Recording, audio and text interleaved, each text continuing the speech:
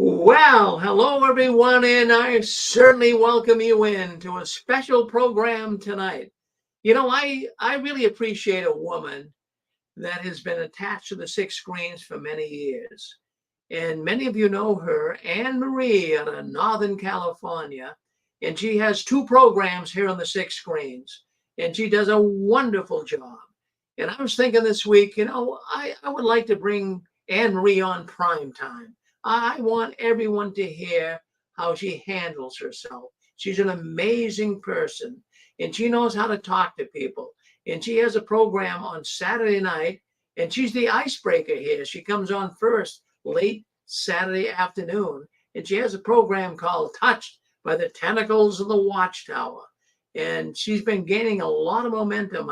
I see the views are going up. People love the program. They love the subjects.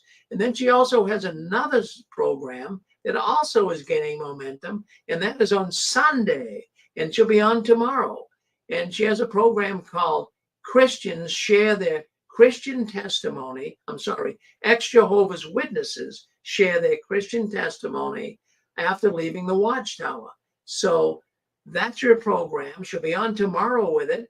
And she has a guest coming on tomorrow called Coach. His name is Coach East Pendleton. So that's tomorrow. But anyways, I'm not going to boast too much about her programs. I mean, she's a marvelous lady. She has really helped the Six Screens Network here. She's getting a lot of views on YouTube. So we're going to say hello to Anne Marie. Are you on there with us, Anne Marie? I'm right here with you, my brother. Well, Anne Marie, I wanted to bring you on tonight because, I got thinking about your program, Touched by the Tentacles of the Watchtower. And what that does is it gives people an idea of the cult that they were in. Now that we can stop and think about it, there were many peculiar situations, peculiar things that were said, crazy things that were said, crazy things that we did, and we all did it in the name of the Watchtower. So your program kind of deals with that when people have been touched and how they act and how they behave under the auspices of the Watchtower. So, on your program on Saturday night, we always talk about some of these things. And tonight you were talking specifically about feeling guilty and how guilt is something that really the Watchtower put on us. And our conscience ran ragged. I mean, we couldn't even keep a balanced mind because we always wanted to do things that would please Jehovah's Witness organization. But these are the questions. We had a bunch of people calling in tonight. But, there's so many things that we've discussed in the past. And I want to bring some of these things up tonight, Anne Marie. So how do you feel about that? Oh, I feel pretty good about that because just like the show is about basically representing the tentacles of an octopus, if anybody has ever watched an octopus, you can see within the first few seconds that the tentacles seem to act independently of each other. So when you're in Watchtower, you might deal one way with Sister Pioneer and another way with Brother Zealous and another way with Brother Arrogant. And everybody's telling you different things, treating you different ways. And now you're doing this wrong. And now you're doing this too fast. Now you're too slow. Now you're not good enough. Now you need to be humble. Now you need to be more assertive. I mean, my goodness, you not only have to deal with everybody else's directions over every little thing of your life, but you're taught to police yourself, and then you're doing it to your kids. Thank you, Rick. Yeah, it's kind of an ongoing event here, but I just wanted to get into some of the peculiarities, some of the strange things that we have encountered and witnessed being one of Jehovah's Witnesses. But I'm going to talk tonight. I'm going to bring it right up so we get right into the subjects here tonight. Being one of Jehovah's Witnesses, we always felt guilty. We talked a little bit about that tonight. But when it came to the ministry, how did you feel about the ministry? I mean, I used to think that, wow, I better make sure I'm out of the ministry because, if I don't witness to people, I could be held blood guilty if these people died. And, it's really abnormal. Not only did we have to go to meetings and be able to comment at the Watchtower, but we also had to go out in the field ministry. And then that's a guilt trip in itself. But, as far as I was concerned, I would think many a times that, gee, I have to go out. Even though I was busy, I had a business, I had 5 children. I said, I really have to go out. I got to give my time to Jehovah. And I'd sacrifice many things. I'd sacrifice at times making even a lot of extra money to be able to go out of the ministry because I felt if I didn't do it, I'd be blood guilty. And then I can always remember too that when we were in the territory working, house to house work, I would really make sure that I did a good day's work. I wouldn't slouch it. I wouldn't put dishonest hours in. I really was committed in helping people come to know Jehovah God. And I put a lot of effort into it. I'm sure there's many listening in here tonight that did the same thing. But the point that I wanted to make with that is, was it obsessive? Did we really think that this ministry was something that we had to do or we would die? And the Watchtower made us feel that way. It really, really did. If you weren't in the ministry, you were nothing. As a matter of fact, if you didn't report time, you became an inactive publisher and you would be weak, and at times you would be mocked. So we had to go in the ministry. So, Anne Maria, how do you feel about the ministry, and what do you feel about it? Well, personally, I never felt like I had to go, like I had to shoot for pioneering or anything like that. But I did go as much as I could, with the sense that nothing else would go right, that Jehovah wouldn't bless me in my other activities, if it was in my housework or in my job or in taking my children to the park or to a theme park. Nothing else would have Jehovah's blessing unless I had put Jehovah first by taking my children and myself out into the ministry. And then after we got home, I would feel better. Of course, a lot of people have heard me say that a lot of Saturday mornings I would just spend with my children, because to me, my children were more precious to me than strangers behind doors on a certain block in my territory. You want to put one next to the other? My children came first, and I never felt any guilt. But as far as service, I did feel very strongly that we need to go out in service. We need to show that we love Jehovah, that we are proclaiming his name and his only true religion and his kingdom and so on. But it's sad, the pressure that was put on people. I never realized that people felt that they had to go out and service begrudgingly. I never felt that way because I didn't feel like I would be pleasing to Jehovah. But I did, again, feel that if I didn't go out in service, I couldn't take my children to a theme park. Well, you have to put Jehovah first. I remember telling my kids, we're going to go out in service, and then we're going to come home, get changed, and go to the theme park. And we felt happy. We had a good day because we had put Jehovah first.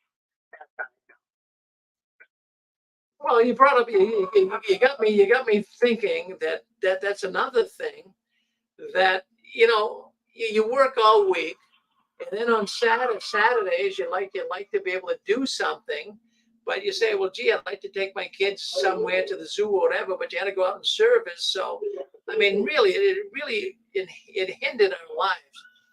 409, did you want to come on and say something? Go ahead, 409. Hi, it's Deborah Hines. How are you? Deborah, I'm so glad you called in. Thank you, Deborah. I just agree with what she's saying. I mean, with us, it was, if we didn't comment at the Sunday meeting, we weren't allowed to. Everybody would go roller skating or to a movie. But if you didn't get a comment and get called on, then you weren't allowed to go and participate in any of that either. And the other thing I wanted to tell you is, ever since our interview, I've been being hacked, and I also have Xfinity, and we had change routers and all of that. So it's not just you and Barb, it's me too. Well, Deborah, I mean, that is amazing. So, yeah, we've been being, I tell people that, and they say, no, Rick, that they're not attacking you. But you feel the Watchtower is coming after you? Oh, definitely. Definitely. Well, I'm glad you. Yeah. Since our interview, you, it's just been ridiculous. We get cut off all the time, or I'm working on my book and it just leaks off. It's terrible. Yeah, well, I mean, for the last 3 weeks, we've been attacked. I added some added security tonight so that wouldn't happen. I mean, we went off the air. Yeah, we did too. Yeah, I had to do that because, and then Barbara also was attacked. So you were attacked, I was attacked, Barbara was attacked. I mean, you know, I mentioned that to people, but they say, no, Rick, the Watchtower wouldn't do it. I wouldn't go that far. Well, my message from Xfinity was that it was coming directly from New York. So I don't know anybody in New York that would try and do that. Well, you're a brave woman, Deborah. I have to tell you, this is Deborah Hines, rather. Let me just tell the audience. Deborah was on June 24th, Deborah came on with us. And Deborah spoke about her abuse, her horrific abuse in the Watchtower. And I have to tell you, it was one of the most extreme cases I've ever heard in my life. And this poor girl went through living hell. But she was able to muster up the courage and come on the program. And if you want to hear her story, just go to us, go to our YouTube channel. Just put in Rick Farron Watchtower and go to our YouTube channel and you'll see it. And then Deborah, what I did this week, the first part of that interview was cut off on YouTube, but I put it up on. Yeah, I saw that. I put it back up on YouTube, so the whole version is there this week. But I want to thank you for coming on. Now, it looks like, too, maybe next week or the week after, 2 weeks after, we have Erwin Zolkin coming on. Oh, nice. Yeah, he wants to come on. He wants to come on That's the six. my attorney. Yeah, that's your attorney. He said he wants to come on the 6 screens. He says he wants to be able to tell the people how many lies the Watchtower tells. He says he's been involved with many child abuse cases, different organizations, but he says the Watchtower takes the heap. They are the ones that lead in telling lies, big time, you know? Right. Well, my son has also suffered from the Watchtower. He's 27 now. He's about to start a lawsuit as well. So we got plenty of stories out there, and they don't want them out. So they'll do whatever they can to keep that. Well, Deborah, I'm so glad you called in tonight. Thank you very much. I really You're do. welcome. Thank you. But, you know, on the subject here of going out in service, did you feel kind of compelled to go out in service? How did you handle that? Well, for me, it was an escape. Any reason to get out of the house where my abuser was like, you know, a party. And it kind of became, unfortunately, it kind of became a joke because we would say we're going to go work in the rural. And that's where the rural is like where the houses are miles apart. So you don't walk up to the doors, you drive up to the doors. And that was the easy way to get out of it. And I was a pioneer in a greater need as in Ecuador. So a lot of the time that we spent in field service was really counted, but it wasn't doing actual preaching. And we were happy when people didn't open the door. But if you didn't do it, it was a constant. You have to get your, if you don't get back then it was 90 hours. If you don't get your 90 hours in a month or the yearly, we would be killing ourselves at the end of the service year to get those hours in. And if you didn't get them in, you could be removed. Well, that's exactly right.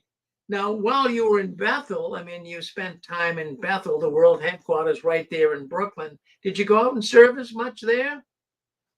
I did. I went out at least once a week, and we went into Manhattan to preach, me and Sarah, which was another family there, the doctor's daughter.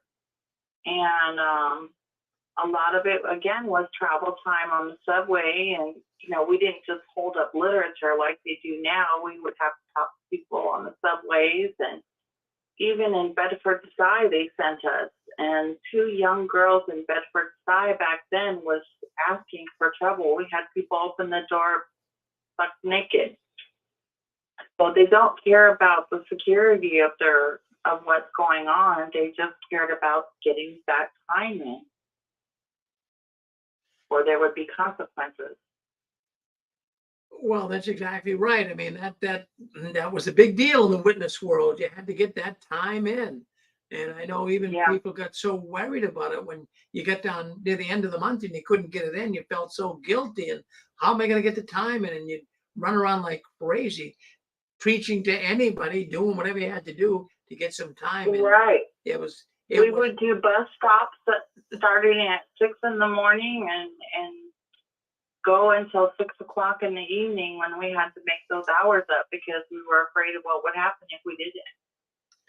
Absolutely. Well, I'll tell you what, I'm so glad that you called in tonight. And I don't want you to be a stranger now. You come back and see us, okay? I will, but I just couldn't. I was watching last week with Barbara when the thing was messing up, and I was like, oh my gosh, it's happening to me too. And I put 2 and together. It's been like just since I did that interview with you. Yeah, no, in fact, I've had many people say the same things, and I hate to put them in an awkward situation, but see that the Watchtower doesn't like what goes on here at the 6 screens because it's live in real time. And I'm sure they don't like anybody doing YouTube or anything, but here's a chance for them to get in. They can't interfere with the YouTube that's already up and uploaded, but this is live. Right. We're talking a live time. So they say, wow, there's a great way to attack these guys, you know? Yeah. And they had me actually pause on YouTube for a while because I started my own YouTube channel called My Life After, Jehovah's Witnesses, of how well I'm doing now, emotionally, mentally, physically. And they had paused that for a while. So I had to call YouTube, spent a long time on there. And it was somebody trying to say that I was bashing a respectable organization. And all it is was me living my best life. So they're trying any way they can. It's The Real Deborah Hines is the page. If anybody we'll check that out. We got it back active now. So I'll be doing more podcasts and things to help people that have been through or will go through the certain situations that are happening all over the world. Well, that is wonderful. So The Real Deborah Hines, is that the name of the channel? Yes. All right. Well, audience, check that out. Go to The Real Deborah Hines. And Deborah, I'm telling you right now, I'm really, really happy you came on June 24th, but we're going to get you on again. All right. We're going to get you on. Yes, we'll do that maybe next month. All right. At the end of next month, because I have family coming to visit. Well, you so once they leave, visit with your family, and maybe in a month or so we'll get you back on. Thank you, Deborah, for coming in tonight. You made my night. You really did. Thank you. Oh, it's so good to hear it, Scott. Thank you. Thank you. And I really appreciate your program and share it with everybody I know. Well, good girl. Thank you. Well, there you go. That's Deborah Hines. I mean, you know her. She's been really touched by the Tentacles of the Watchtower. So I do believe Anne-Marie is still on there with us. So Anne-Marie, we were talking about feeling guilty if you don't go out and service. That is one of the things Watchtower really put on us. If there's anybody else out there that would like to come in and talk about that, did you ever feel really guilty because you couldn't go out? I mean, abnormally guilty, or it didn't bother you at all? If you'd like to call into our program tonight and talk to us about it, I think that'd be good. I think it really would. Go ahead. You're on with us. Go ahead, sir. Yeah, I'm on. Yes, you're on. This is, Rick, this is ex-elder Tim. I was on with Joe and Fran a couple of months ago. Yes, Tim. Just as a side note, I did email you, but my email's kind of funny. It might have went in the spam, so we can talk about that later if you want. But anyway, on the subject of guilt tripping, KM Marie did a very interesting video. It's just up this week, and here I'm suspecting. There's a recording of a talk. It was probably in the 80s by a circuit overseer, Malice Spina. And he was, I know that guy. I thought he was in our circuit. So he served a couple of cycles. I mean, I knew him well. So what was his name, Tim? What was his name? Alicino? M-A-L-A Spina. S-P-I-N-A. Okay, good. Malice Spina. So yeah, she details that, and so at the end she plays a little excerpt and explains the content. And here's the point: Malice Spina made to young ones who were leaving the truth in the 80s at an 80% clip. And he told a story about a father who raised a child in the truth, etc., as they call it, and then pointed out to the audience that you young people need to know that this father, when he was disfellowshipped, that's the child, caused the father to have a heart attack. Now you talk about guilt-driven. You children out there are going to kill your parents if you don't stay in. So that was pretty amazing. She details quite a bit of content, and then at the end you hear him. And so I knew him, and I would say at the time, being totally indoctrinated, and I will say he was totally indoctrinated, was a tremendous speaker. He had a very interesting appeal. Now and I think I heard him do a little service talk, circuit overseer service talk, dealing with that kind of thing. And at the time, you're just rolling with it. But when you stop and think about it, I mean, Anne Marie here, she's bringing up a really good point. This is loaded. This religion is a constant guilt trip.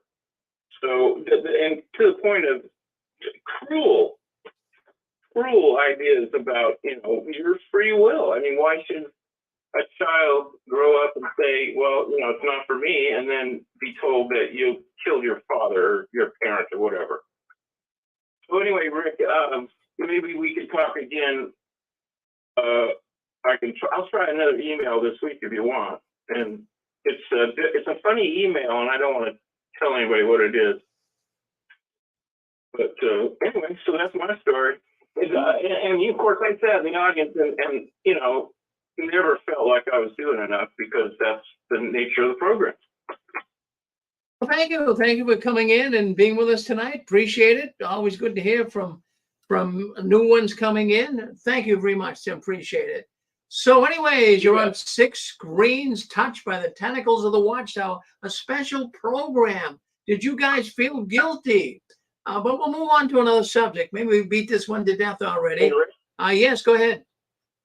Hey, Rick. Yeah, I felt guilty like everybody else. I remember the talks, that they used to give. They said that you give Jehovah your all. Jehovah will accept your best. So once you have that program lodged in your head, that Jehovah only accepts your best, it's like an implant. Whenever you go door to door, you never felt like you could stop. I had guilt when I stopped.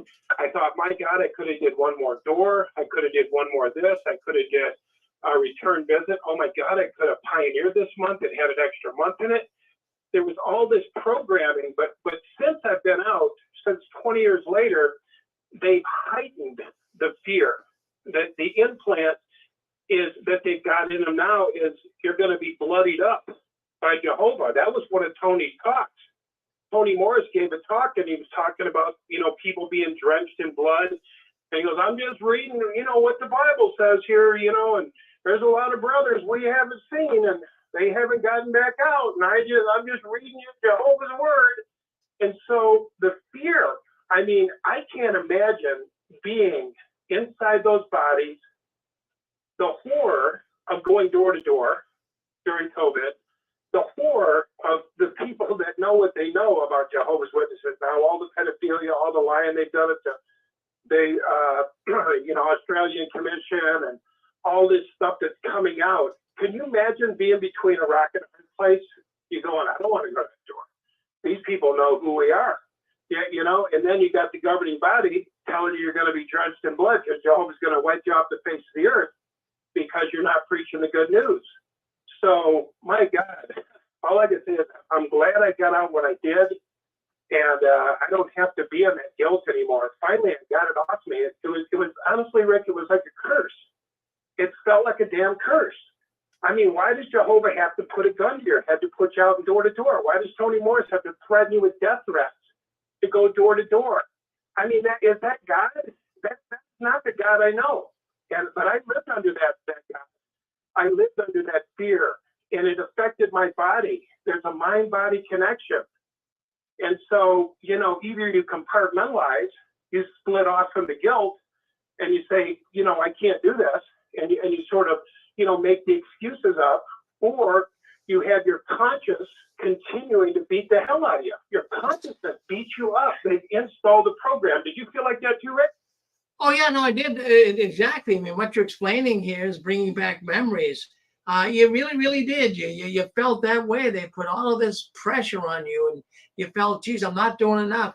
And then the other thing that bothered me, Dan, you could go out and put in 6, 8, 10 hours a day in service, and then you'd say to the elder or the service overseer, say, gee, I put 10 hours in today.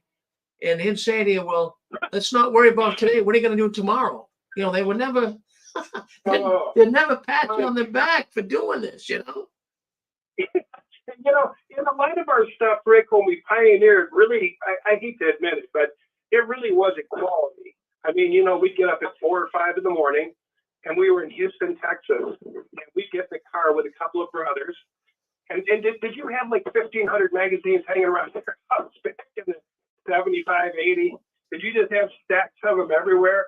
We did. We had so many. I had thousands of them. And so we would get up in the morning, and we would run from 7-Eleven to 7-Eleven to laundromats. We'd literally run in, throw them on the counters, throw them on the counters, throw them on the chair, place 5 here, 5 there. We'd give 10 to the 7-Elevens. Finally, they stopped us.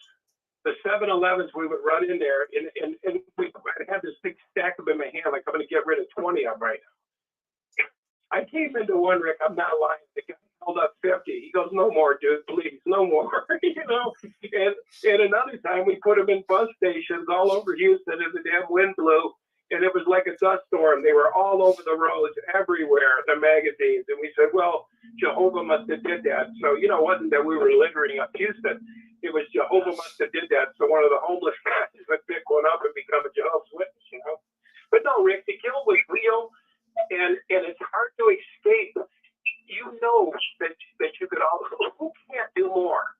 If Jehovah only accepts your best, who couldn't do 1 more hour? Who couldn't do 2 more magazines? Who couldn't do 2 more blocks? Who couldn't pioneer 1 extra month that year? So it's like that guy said, you would never live up to it. And Rick, guilt, as you know, and everybody on the channel knows, guilt kills. Guilt will destroy you. I don't think Jehovah wants us to worship him out of guilt, shame, and fear. I don't think he's got a gun to our head. I don't think he's longing to genocide everybody who's not passing out channeled literature. And I say it's channeled because governing body says they're only ones who hear Jehovah's voice. They're the channel. They're the medium. They're the ones who says we're the mediator. And nobody else can do that. They hear, they put it in the magazines. So, now they're recalling it all. And so, we don't have to pay attention to these guys anymore. We don't have to live under that guilt. But Rick, it is a curse. And it took me probably 3 years after coming out to get that guilt off me. I literally said to God, kill me. Just take me out of here. I can't take this. I can't take the guilt. This voice just kept running in my head. And finally it got out of there. And boy, what a great day that was. Well, I'm glad you shared that story with us, Dan, because many of us listening on here tonight felt the same way. Thank you, Dan. Appreciate it. Thank you, Rick. So, Anne Marie, what do you think of some of this guilt? It's amazing that we're not the only ones that felt guilty. There's plenty more out there, right?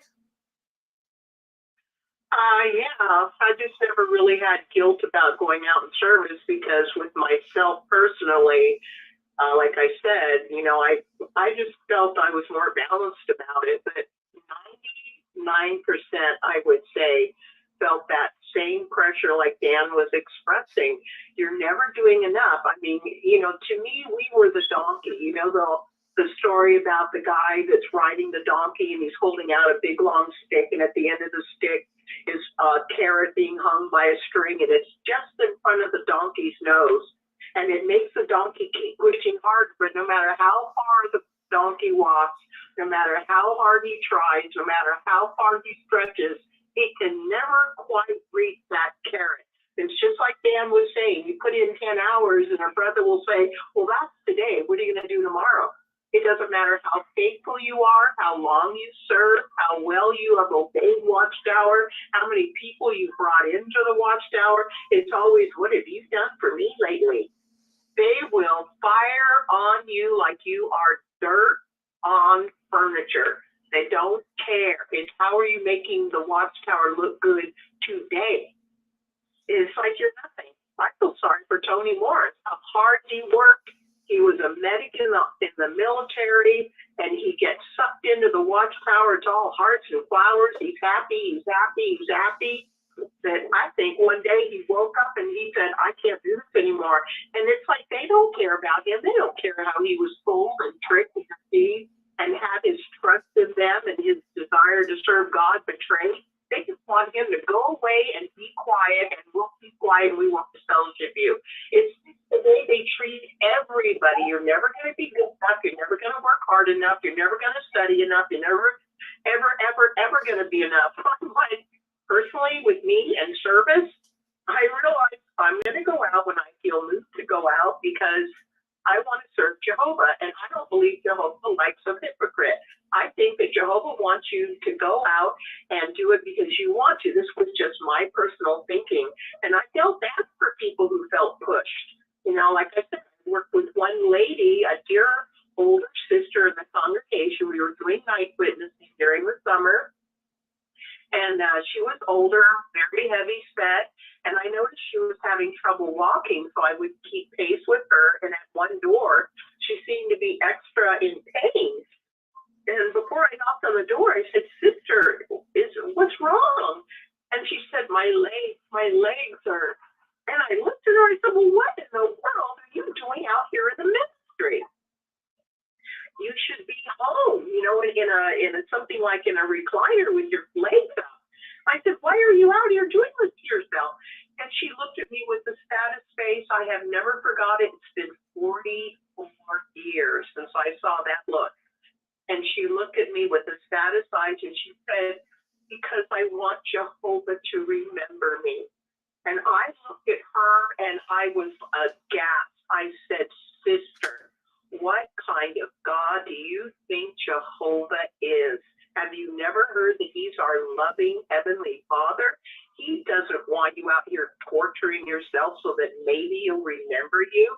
So I guess maybe I had a different attitude towards service. When I went out in service, I really wanted to be there, but I didn't go out all that much. I did a lot of incidental witnessing. My guilt was every minute of every day, I'm doing it wrong. I'm not doing it good enough. I don't have enough patience. I was always praying for forgiveness. I always felt like I'm not doing enough. I'm not doing a good enough job doing anything. So there was my guilt. I'm sorry, I didn't mean to go on. Yes. Okay, we've got to, well, let's go to Dick Boogie. We have 978 Dick Boogie. Come on in, Dick.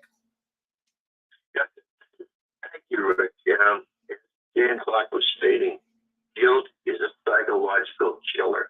It'll murder you. If you're inundated with guilt, even if you hit the lottery for $1 billion, you're not going to be happy. Guilt ends, people become hypervigilant. They're always thinking, gee, I've committed a sin and, Jehovah won't forgive me. Or if I've committed a sin, I'll be the agent in the congregation, and the Holy Spirit will be taken from the congregation, and everyone's going to suffer because I'm an imperfect sinner. That is the guilt the Watchtower puts on. I did enjoy going in a door-to-door ministry from 71 to 75 in those years because I was, people know that I'm getting stubborn, and if you're not a Jehovah's Witness, you're going to die. And after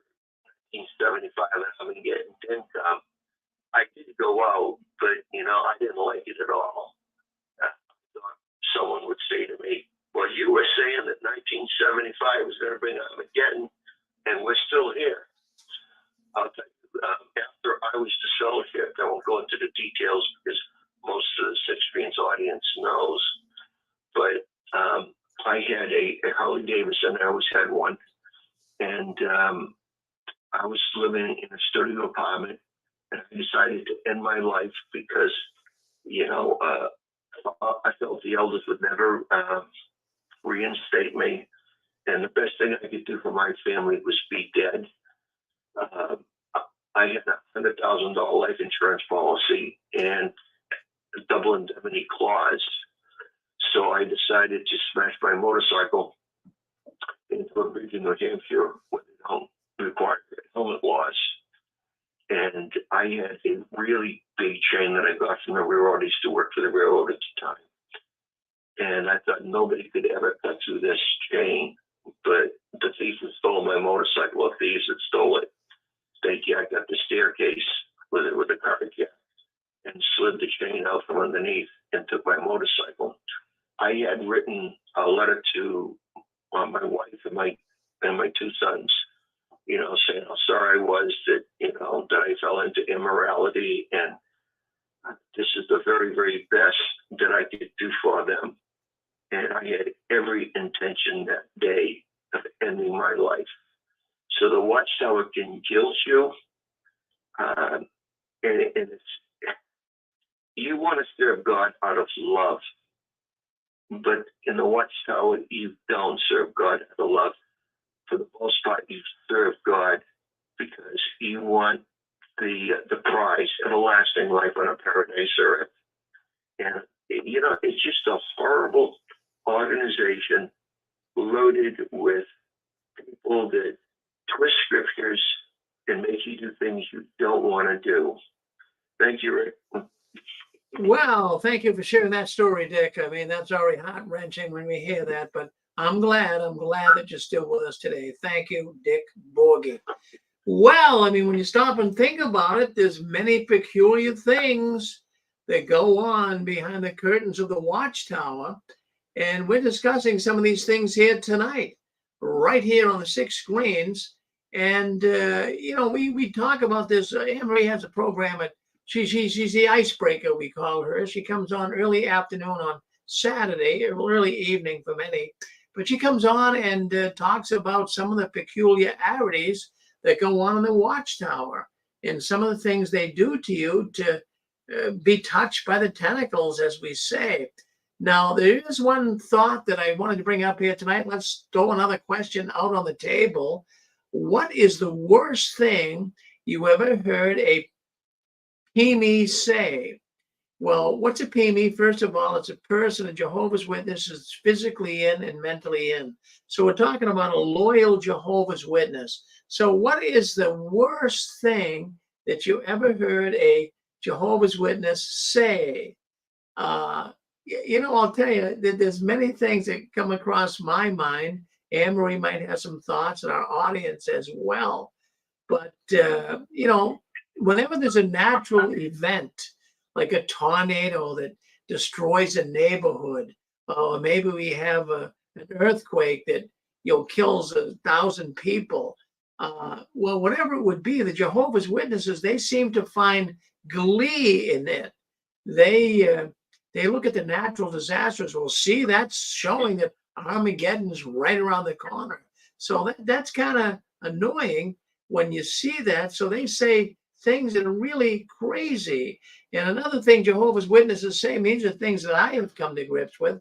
Maybe you guys have come to grips with others. But, when Jehovah's Witness says that, it's a loving arrangement that Jehovah kill all the kids in Armageddon whose parents aren't Jehovah's Witnesses. They say that seems to, settle the children so that they'll be with their parents dead after Armageddon. I mean, that's stupid stuff, right? Did you want to speak up? Gilbert, go ahead. You're on with us. Okay, so PME, right? What is the craziest thing I've heard as a PME? Well, the Chaperone Salas is the presiding overseer of the congregation. I was an elder. I was a school overseer and everything. So Chaperone Salas is in the RBC, Regional Building Committee, and he tells me that all of the people that are working in the RBC are being trained by Jehovah so that way they can restore the earth after Armageddon. And I'm like looking at him like, really? Because I know that the earth is huge and there's like 8 billion people. And I'm just like, really? Really? So, but I just said to myself, if he wants to believe it, Gilbert, let him. But I just knew that was that just couldn't physically be true. That logistically, this guy's whack.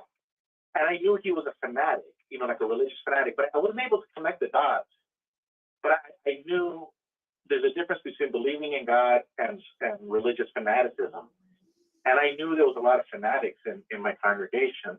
And I didn't get along with them, but I would get along with everybody else because, we party and have good time. But yeah, that was one of the craziest things, but I didn't have the heart to tell them, are you stupid or something? But, well, no, that's cool. Well, thank you for sharing that story. I mean, we hear so many crazy things, Gilbert. I'm just thinking of some of the things that I have heard. In a car group, we all went out in service in a car group. And, at one point, some of the people were wondering, well, how do we start the clock? You didn't want to travel around too much without starting the clock. You want to get your time in. So I can remember one thought that came up. Well, maybe we should call on Sister So-and-so because she lost her husband in a tragic accident. So maybe she will be more receptive to the truth. Stuff like that just didn't settle right when you hear things like that. It didn't settle right on you. That they would make all of these crazy things. And another thing I think that the Jehovah's Witnesses would say, when you bring up the subject of child abuse, I remember bringing it up to witnesses when I was still in there, but they would say, well, there's imperfect, witnesses as well, and this happens in Jehovah's organization, but in time, Jehovah will bring it to light. Stuff like that just would drive me nuts. Anne-Marie, how do you feel about it? Do you remember anything that bothered you at all? That PMEs would say, or people who are really connected with it? What do you think? What would you say, Anne-Marie? I don't know what to say, my brother. There's just too many crazy things. It's like Armageddon's just around the corner, but they don't tell you you're always going to be driving in a circle. Well, that's what you'd be doing, is driving in circles. Absolutely right. But these are some of the things that would be very, very disturbing. And I'll tell you what, I can remember too in Tampa. I lived in Tampa, Florida for a while. And I remember at one point I was out in a service group. And for some odd reason, there was a whole lot of buzzards, buzzards that would fly and land on the skyscraper in Tampa. And it was all over the news that the buzzards are flying around Tampa and they're landing on such and such a building. And all the witnesses down there, that's all they could talk about in services. Oh my goodness, Rick, the buzzards, they're flying around Tampa. Armageddon must be getting close. They're getting ready to, peck the eyeballs out of people. That's grotesque. But these are the type of things you would hear people say. These are the type of things that you would hear. Isn't that something? But these are things. Yeah, go ahead. Just to add to that, I think it was in 1966, circa 1966. Reader's Digest had a big article about how there was a great increase in the buzzard population, and they didn't know why. And I think maybe it was 67, but it was right around the time that the Watchtower had announced the 1975 Armageddon prophecy.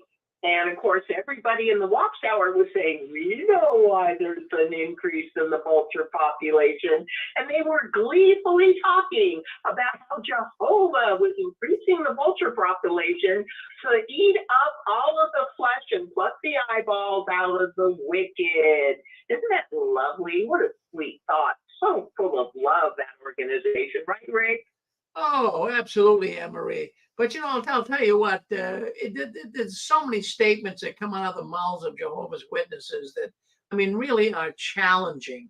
But I'll tell you, on your program here, Anne-Marie, in the past, and you've done so many programs here, Touched by the Tentacles, but I think one of the programs that got the most attention is when we brought up how Jehovah's Witnesses act in a restaurant. That was the most over-the-top program that I think you had.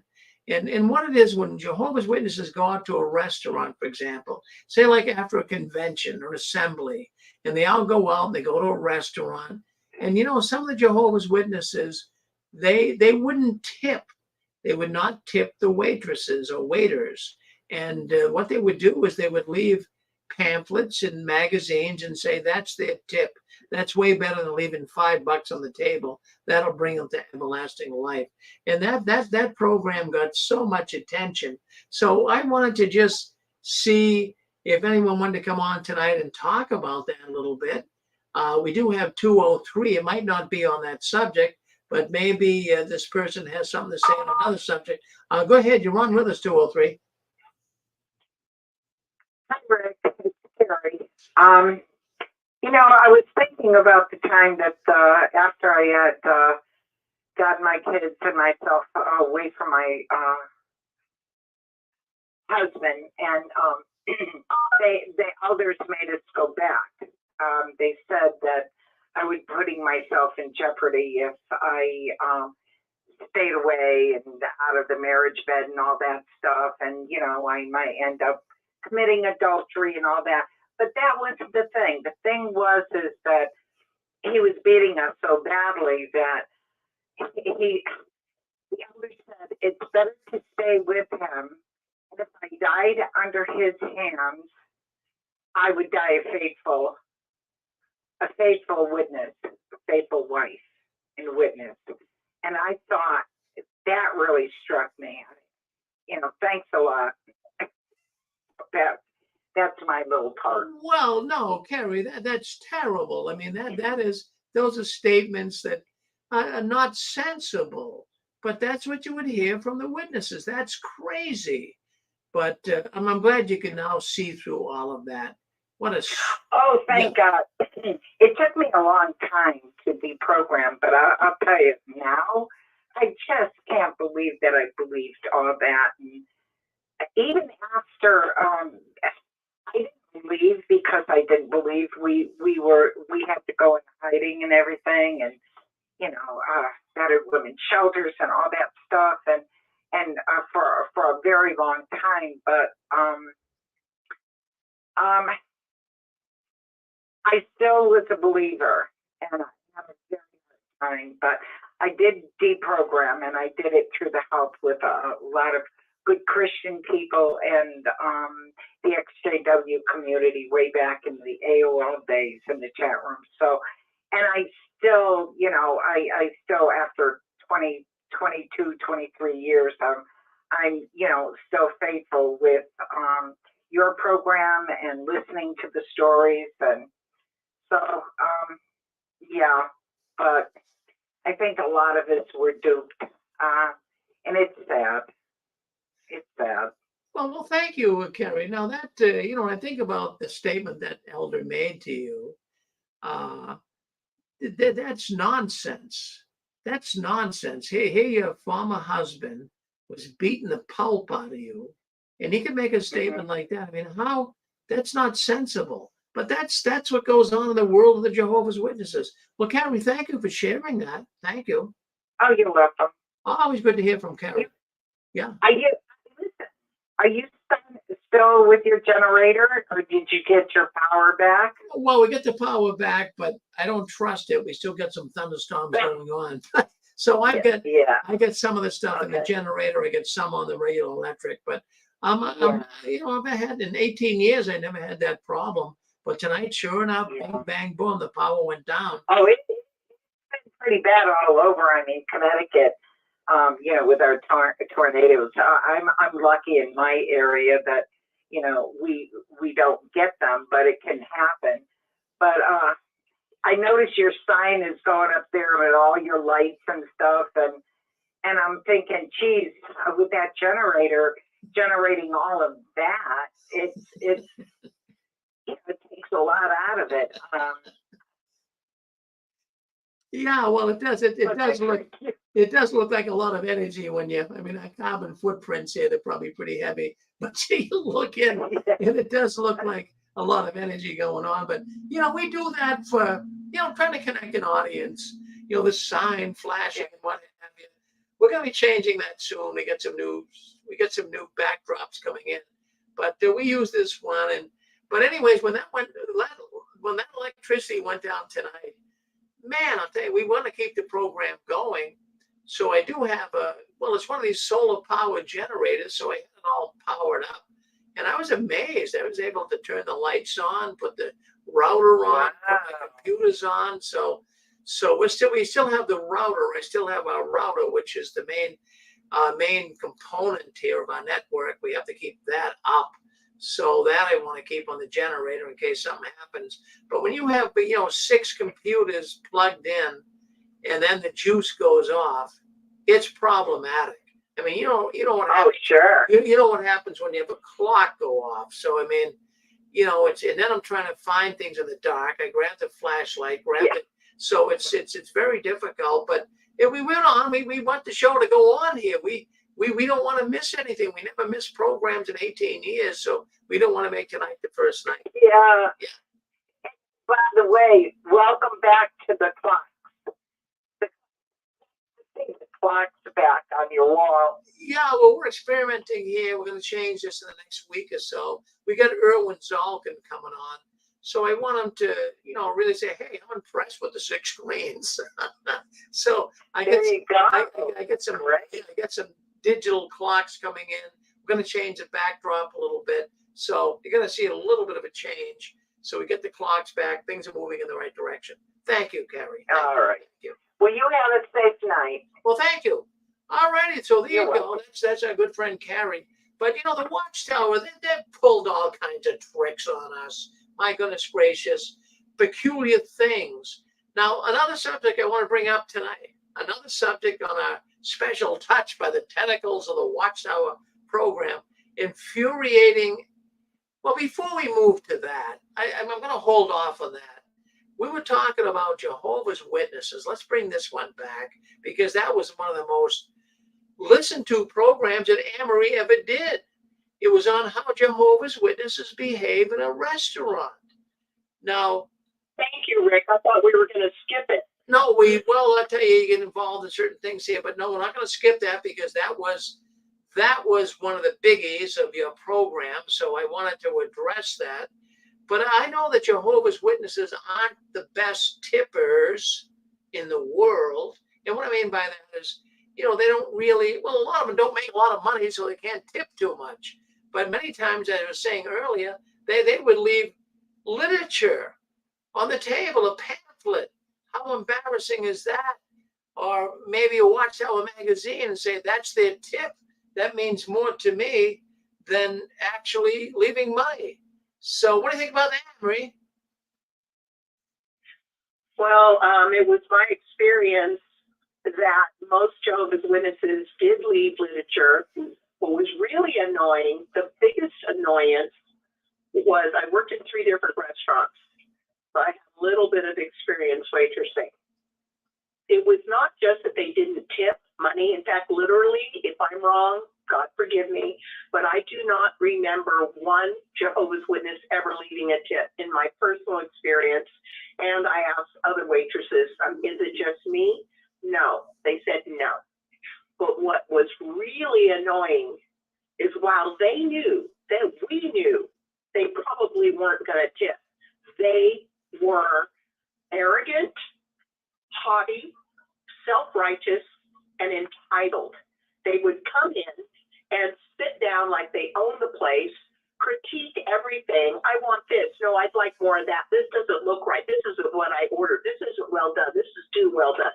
I wanted this salad dressing. This salad doesn't look fresh. Pick, pick, pick.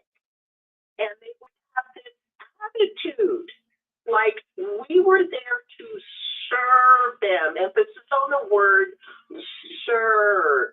And they milked the waitresses for all they could get. And waitresses would basically, I don't want to take them. I don't want to take them. I'll pay you to take them.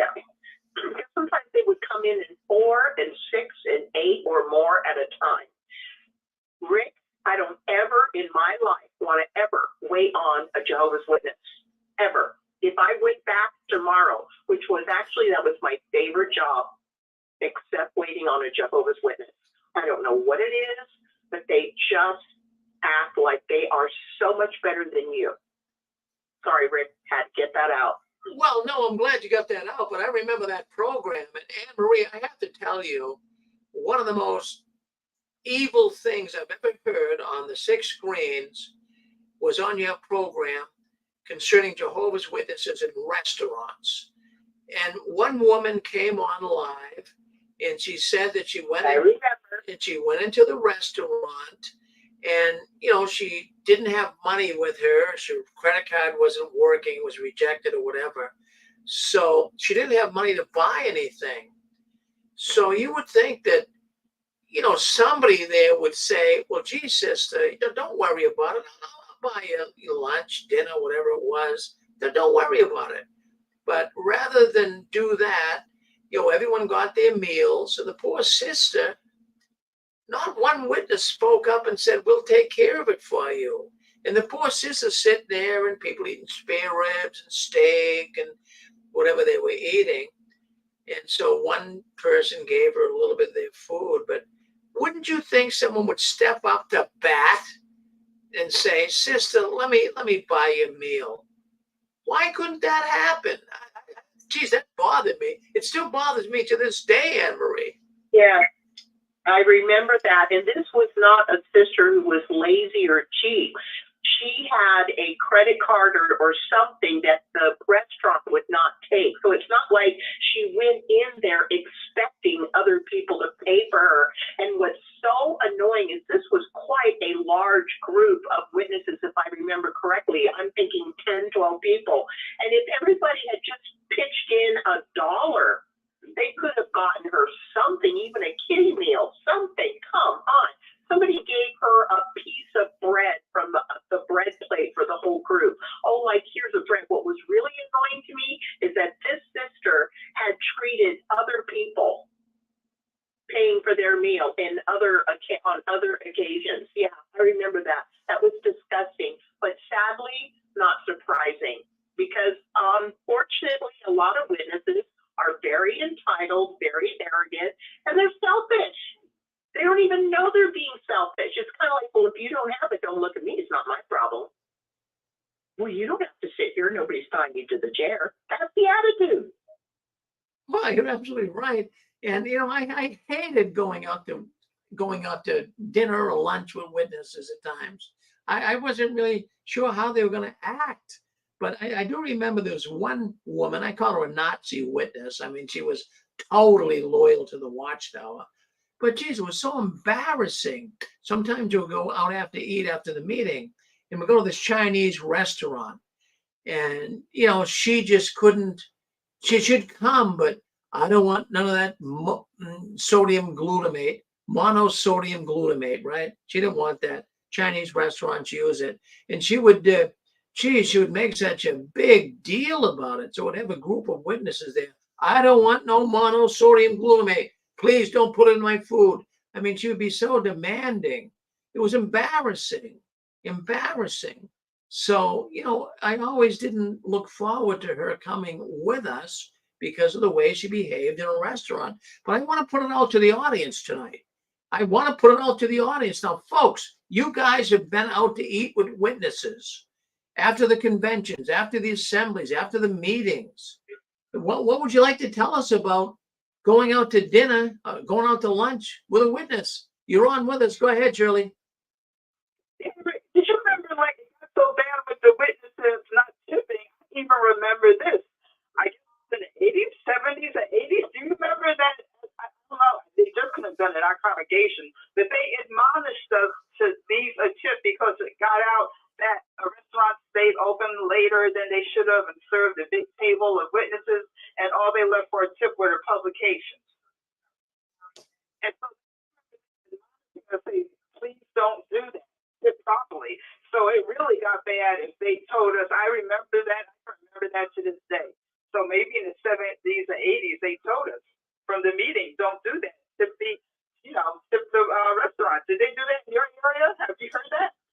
I never heard that, but I am reading on on our YouTube feed here that at one point in the 1980s, people wouldn't leave a tip because they thought it was pagan. Have you ever heard of that?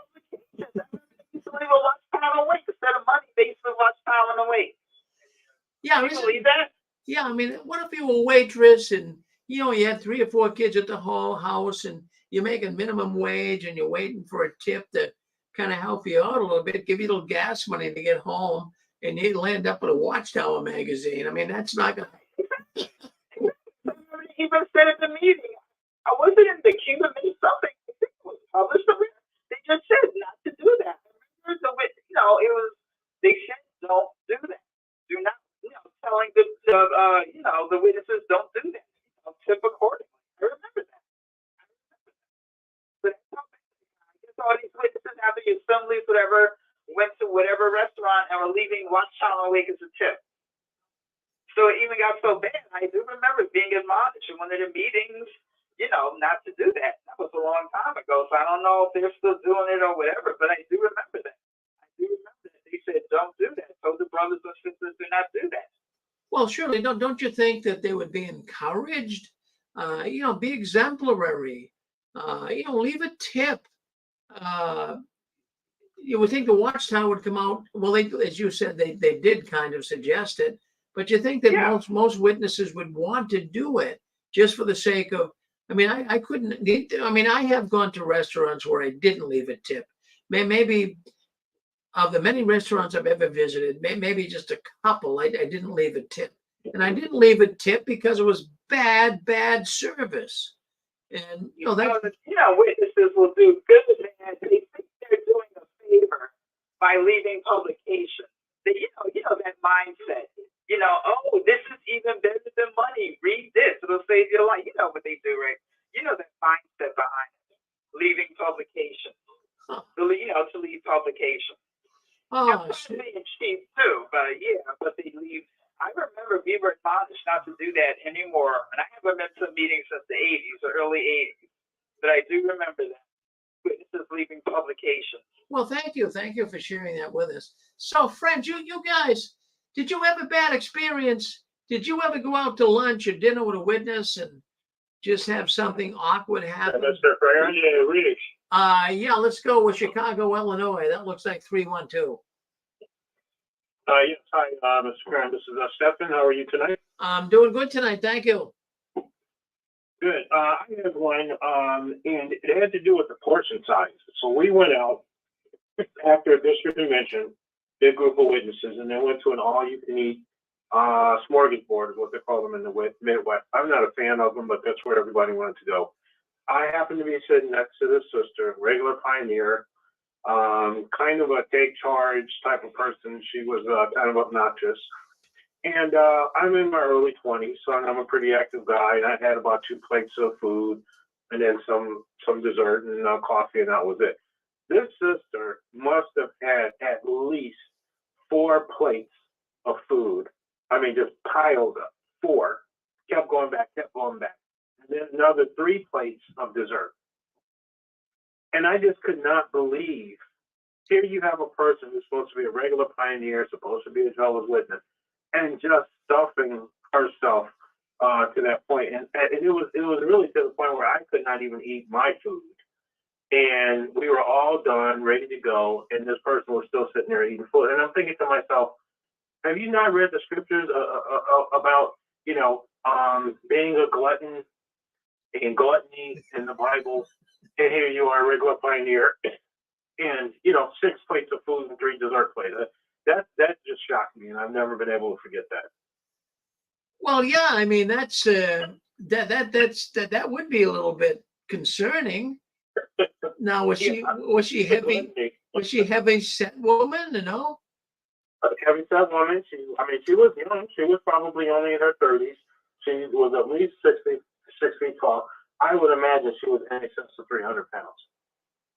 Wow. But when I saw the amount of food that she ate, I just could not get over it.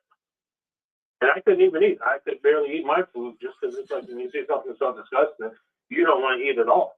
But I hadn't eaten all day. I was hungry. Other than that, I probably wouldn't have even eaten because of I was so shocked by what she was doing. Isn't that, well, I mean, And a regular pioneer knows the Bible backwards and forward. I'm thinking to myself, I guess you never read that section on gluttony. well, that is totally amazing. I mean, that's something, I mean, for you to come on and talk about that, I mean, it had to be obsessive. It wasn't, just a little bit, I mean, really, it was quite noticeable. I never forgot it. Yeah. Yeah, I never forgot it. Well, thank you for And the sharing. second one, do I have time for it? Go ahead. Of course, go ahead. Okay, so I was at lunch with a friend of mine, and I was probably 15 or 16 years ago. And the friend was somebody that I used to work with, and then she left the company. We went elsewhere, but we met this one particular day for lunch. And I'm in a restaurant, and we're eating, and I look out of the window, and I see what is obvious 3 Jehovah's Witnesses out in the ministry. They looked horrible. No makeup, hair not tidy, clothes it was embarrassing. And of course, they come into the same restaurant that I'm in, and I'm sitting there eating, and somebody calls my name across the restaurant, loud. And I turn around, and it's one of these sisters who knows me. And I'm telling you, they were the most homely, and it's not because they're per se unattractive, but it's just they weren't dressed like anything. Like I said, no makeup, nothing done to their hair. And they got the magazines out, and they're, in the ministry, and then they call me, and they have their food. And I was just so embarrassed. And I'm thinking to myself, who are you witnessing to that's going to be attracted to your message when they look at you? And I don't mean just from a physical standpoint, but I just mean, if you're telling me that what you're doing is working so well, or this is the best way of life, and I'm looking at you, and you look one step above a homeless person, why would I be interested in that? And I was just shocked. And that's another thing I would never forget. I was just totally embarrassed. Well, I mean, those are good stories. Well, thank you for sharing that with us. And those are legitimate stories. These are, but I've heard so many restaurant stories that have gone bad with witnesses. It's not even funny. In fact, the program Anne Marie did a few months back, it was just one after another, people giving stories. Thank you, brother. Thank you very much for coming on. Yeah, no problem. So, Rick. Yes, go ahead. Yeah, Rick. Yes. It's Tim. Just quickly, on a restaurant story, I've only ever had one. But just regarding what that other guy said about the smorgasbord, I think you can get like those all-you-can-eat buffet kind of things. And they actually did say off the platform once years ago in a talk that you shouldn't be eating at those places all you can eat because it's too greedy. I kind of thought it was funny when he was saying about the sister having 4 plates full. But my story, it's the only one ever years ago when I was going out with my wife, before we were married, so you have to have a chaperone no matter what. And my mum was like a Nazi in that regard. And I went to a restaurant and I kind of made her sit at a separate table. And she was so upset about that. She thought it was so rude. And I'm thinking, well, you're in a restaurant full of people here. Can't we have our own table? No, obviously not. But the restaurant, because it was a circuit assembly, the only ones in there were actually just witnesses. And, she must have been like getting sympathy off the sisters and stuff. And she was telling me later how so many of them said about how bad it was and disrespectful son that I was because of my treatment of her. It was just because I didn't want her on the same table. She was on the table by herself. It's like, well, that's just the mentality though with the whole chaperone thing. Like you literally can't get a private conversation in the way they police that. So that's about it. But on a different tack, funnily enough, years later after my dad died and she got remarried, well then she seemed to drive around with this other guy whose wife died and she was going out with him, and they never had a chaperone. So I guess when you're older, it's okay. Anyway, that's all I've got to say on that. Well, thank you, Tim. Thank you very much for coming on and sharing that with us. But even when you go to a restaurant with a witness, did you ever? Well, I've witnessed it. I've seen some of the Jehovah's Witnesses trying to witness to the waitress or the waiter. I mean, too much. They're busy, they're working, they're going back and forth to the kitchen, waiting on other tables. And, some of these witnesses, I can remember they'd be just on and on and on. about Armageddon and Jesus came to kingdom power in 1914. They're not listening one bit. But I mean, why impose that, or why put that on the why put that on the table to talk about? Because it wouldn't be necessary. These people are working. So, but I've seen witnesses even do that. Do you have a witness restaurant story that you'd like to share? Yeah, Yes, go ahead. hey, Anne-Marie. Desiree and I shared a couple of experiences that happened to us on that show, and I won't bring them back up, but they were negative, just so you know. But I thought I would spin it up a little bit and put it in a hypocrisy type of way of an experience where we did tip well, but we were hypocrites. We were probably around 19 and 20 years old, and we all Desiree and I have always tipped very well. I don't know if she was too much a part of it, a little bit maybe, but like we had a guy that used Station Brewery in Providence, Rhode Island, that I won't say his name, but it was a waiter that knew that we were underage, and we tipped him extremely well. So we could drink a few drinks. We didn't get crazy, but we would drink a few drinks with him, and we just turned a blind eye to it. And we were always good tippers in our life, but like maybe we're the exception to the rule. But like that's also hypocrisy because like he knew we were witnesses too, so we're not leaving a good witness by like doing illegal activity. But I just thought I'd bring up another perspective of how it was just unbalanced as well. Well, no, thank you, Eric, for bringing that up. But I felt the same way. I felt maybe the opposite of many witnesses. I'm thinking, geez, if these people, especially if you go out after a convention in a restaurant, you get your convention badge on that they wanted you to wear. So you get your convention badge on, and you're out at Applebee's or you're out at some other restaurant. So the waitresses know who you are. They know you're one of Jehovah's Witnesses. So I always felt, gee, if we don't leave a good enough tip, it's going to be a reflection on Jehovah. So that's how I used to feel. So, I used to kind of encourage, let's leave a decent tip here. Let's leave a decent tip. Because, I mean, that in itself could be a witness. But many witnesses felt just the opposite. Unbelievable. Hi, Rick. Yes, go ahead. Yeah, absolutely, man. Yeah, thanks.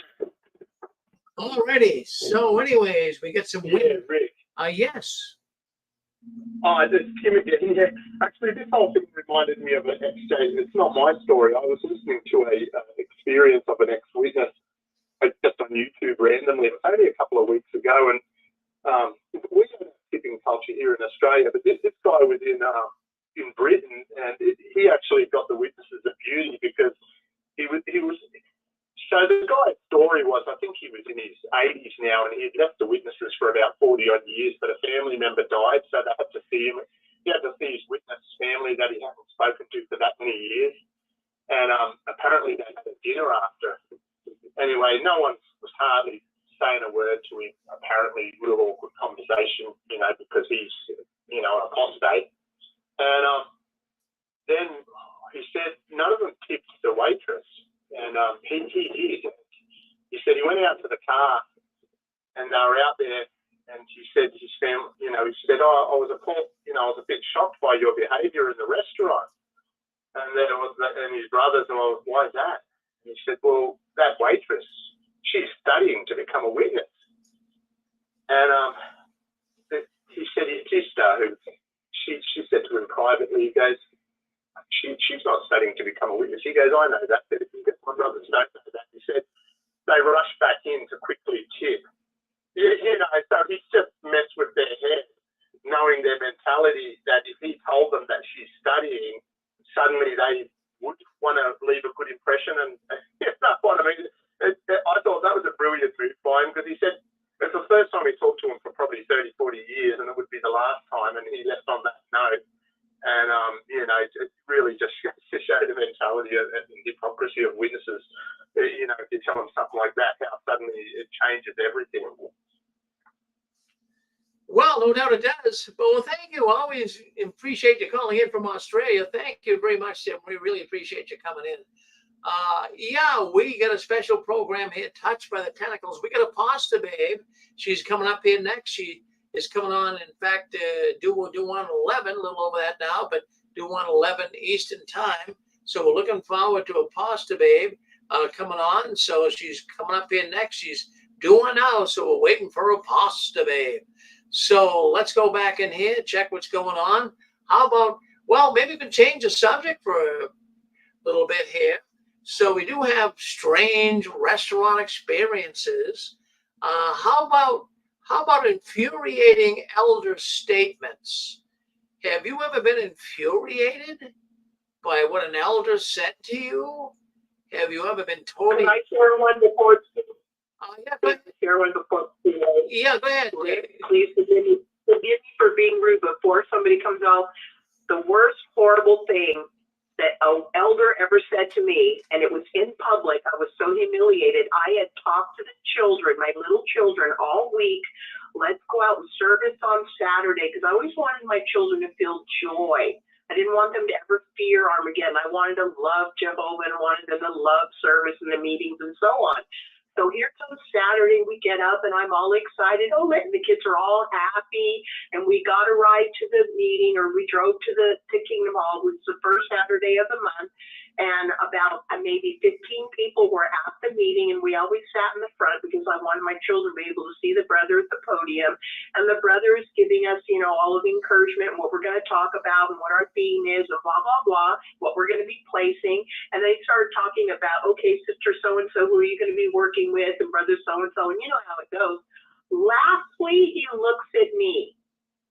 Sister Anne Marie, what are your plans today? And I said, well, I was hoping to work with someone.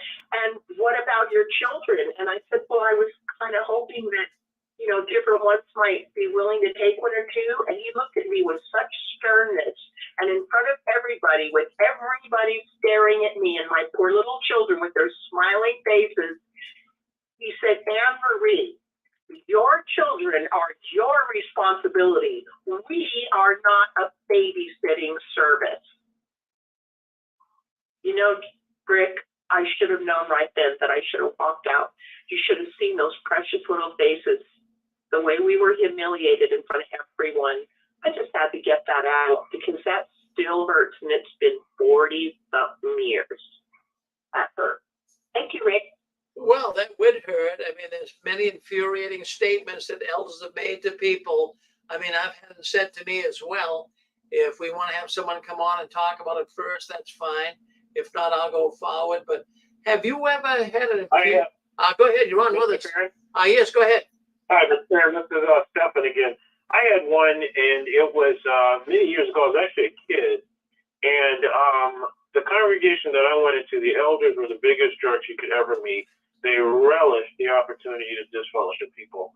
And so this one particular elder, the biggest jerk of them all, named Bradford, he was also the school overseer, and he loved to give you that W. Oh, no, you didn't do a good job. You need to work. He loved it. So I made sure that when I gave talks, I never gave them any window to give me a W, because I always thought that was very embarrassing. So I gave the talk, and it was on an outline. I had my outline. I used an illustration. I did everything. So he goes up and he says, I enjoyed the talk, but you're going to have to work on it again. And without thinking, I said, work on it again from the audience. So he looks at me and he says, yeah, you're going to have to work on it again because you didn't have an illustration. I said, I did have an illustration. And we started going back and forth with me and the audience about him. He said, I did have an illustration. And the witnesses started shaking their heads, nodding like, yeah, he had. Well, I didn't hear it. And I said, well, they heard it. and then he says, and then besides, you need to have an outline. I said, I have an outline. I held it up from the audience. I held it up. And he said, well, I need to see it ahead of time. And I said, well, you didn't tell me that. I would have gave it to you when I gave you my talk slip. He was so embarrassed. He turned red. And he said, well, I guess we'll just move you ahead since you have an outline.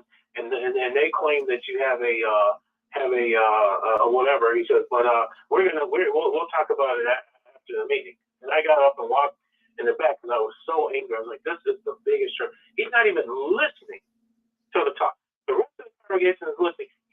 listening. And yet he's marking everybody as W. And so, of course, after the meeting, he said something to the effect that he didn't appreciate me correcting him. And I said, well, I don't appreciate you telling me that I didn't do something that I did.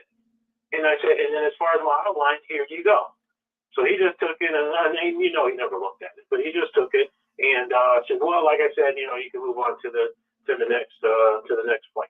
And so that was one of my. So he didn't necessarily say anything, but it was just the fact that they love to try to correct you and make you look bad. And I called him out on it right there in front of the hall, and all he could do was move me on, and that's what he did. Well, that's a good story. My goodness. But see, the elders do make stupid statements and arrogant, Oh, yeah. arrogant and stupid. I'll tell my story quickly, and then we'll have some other people come on as well. But I remember when I was a ministerial servant, and I wasn't getting enough time in, and it really wasn't me. It was my former wife. She wasn't getting time in. So anyways, I'm singing the song at the meeting one night, and I got my family there with me. And all of a sudden, an elder taps me on the back and says, oh, by the way, Brother Farron, we're removing you tonight. This was a young man. He says, by the way, Brother Farron, we are removing you tonight as a ministerial servant.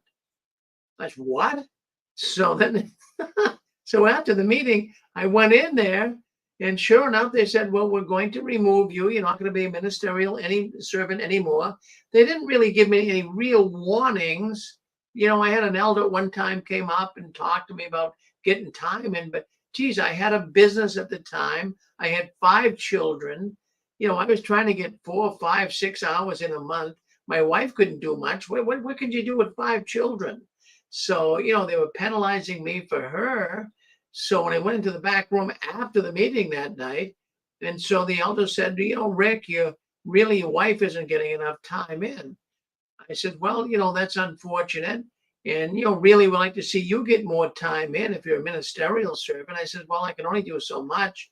I was only 27 years old. I had 30 people working for me. And I was very busy. I had 3 stores. And I'm saying, my goodness, how can I do this and go out and service and do all of this? So anyways, he said, well, we're removing you tonight.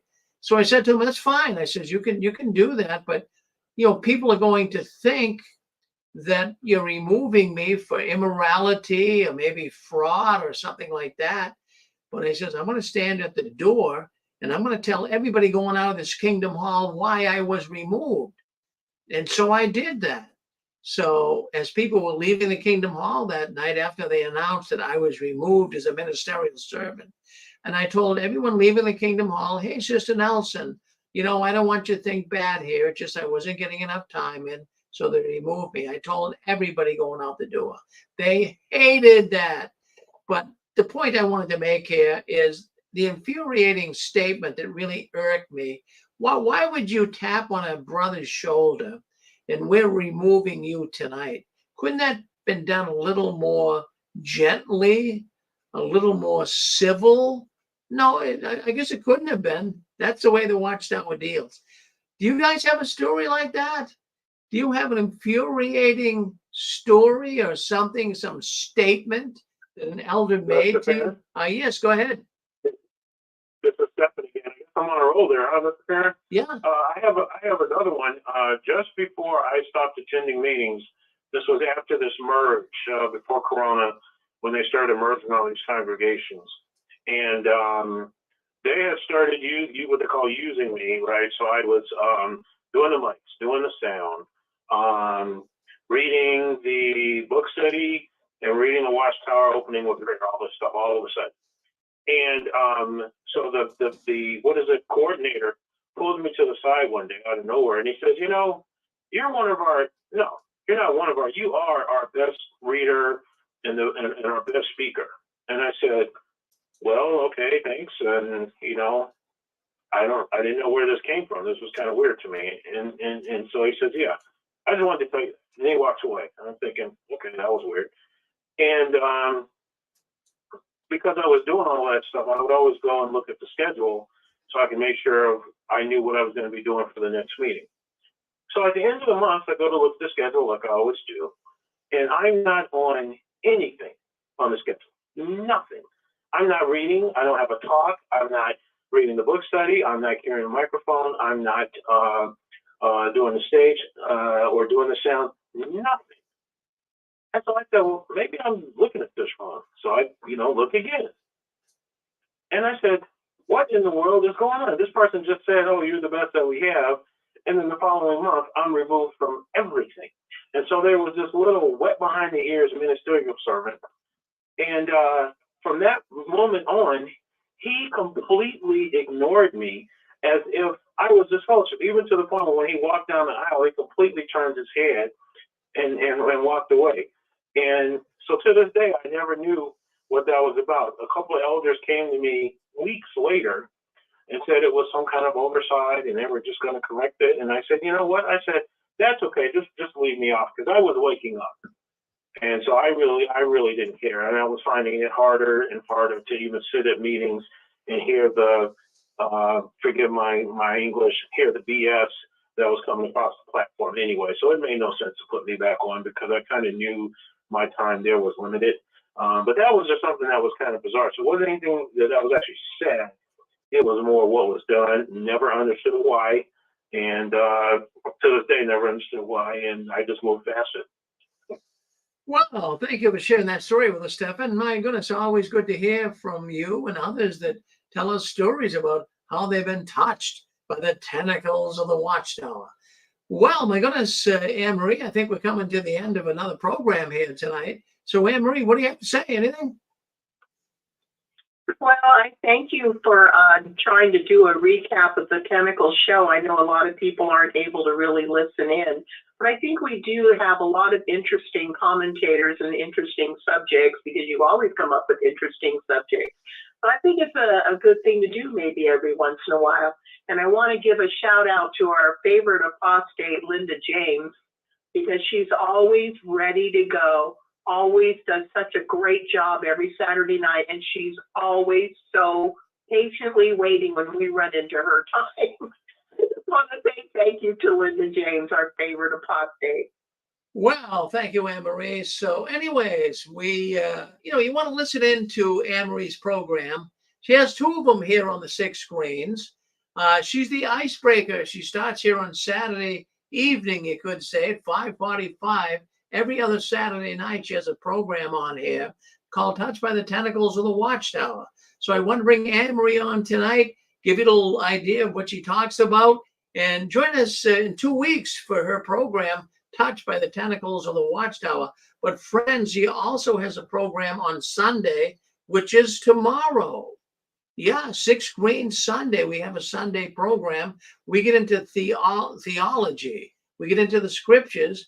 But Anne-Marie has a program tomorrow called Ex-Jehovah's Witnesses Share Their Christian Testimony. And she has a man by the name of Cochise Pendleton. He wrote the book, The Bible versus the Watchtower. And he's coming on tomorrow. He has a program, in fact, debuting here tomorrow on the 6 screens at 1 o'clock, the Cochise Pendleton Hour. This man is amazing. You got to listen into Cochise. He's going to bring you right up to speed on what Christians and others are facing in the new culture that we're in. So that's the Cochise Pendleton Hour right here on our 6 screens Telenetwork. So Anne-Marie, what, do you have anything to say before we close down? I just want to remind everyone that you provide the forums, you provide the platform of the 6 screens, the venue from which we can come together in true friendship and where we can be honest and gain understanding and support and validation. And thank you so much, Rick, for working so hard. And I want everyone to be encouraged to keep coming on, tell your friends, tell the witnesses. There is some place to go if you want to be able to just be yourself and speak your truth. Thank you so much, my brother. Well, you're welcome, Anne-Marie. And then just to reiterate, this program is unique. And not just because, I started it and I'm the big wheel here. We have numerous programs here on the 6 screens. We got 17 different, it'd be 18 tomorrow now with Cochise coming on. We got 18 different programs that are running here on the 6 screens. And, you might not be able to listen to all of them. I can't even get that involved in all of them. But, listening to some of them, this is in real time. And if you're a former Jehovah's Witness or even a witness that's wiggling your way loose right now from the Watchtower, what better way to really gain traction and gain understanding than talking to people in real time? So we encourage you to do that. And we're glad that we're able to do that, because we're really one of the only ones really that do things in real time like this, where we open up the lines and have people call in. It's a great venue, and we want to keep it going as long as we possibly can. But if you've got some questions tonight, we got Linda James coming up next. That's a pasta babe. And Linda, well, if you have, I was reading an email earlier tonight that a woman sent me, and she was mad at me. Really, furiously mad at me for not bringing up the fact that there are adults that are also sexually abused in the Watchtower. She says, you and Barbara Anderson, all you do is focus on child abuse in the Watchtower, child sex abuse. You don't talk about adult sex abuse. Well, if you want to talk about it, you can talk about it on a Pasta Babes program. She's coming up next, right here on the 6 screens, Telenetwork. So, friends, thank you for coming in to a special edition of Touched by the Tentacles of the Watchtower. Thank you very much. We're going to end this broadcast. We're going to go to a Pasta Babe. Don't go anywhere. Come right back in a minute, and she'll be on with us. Thank you. All right.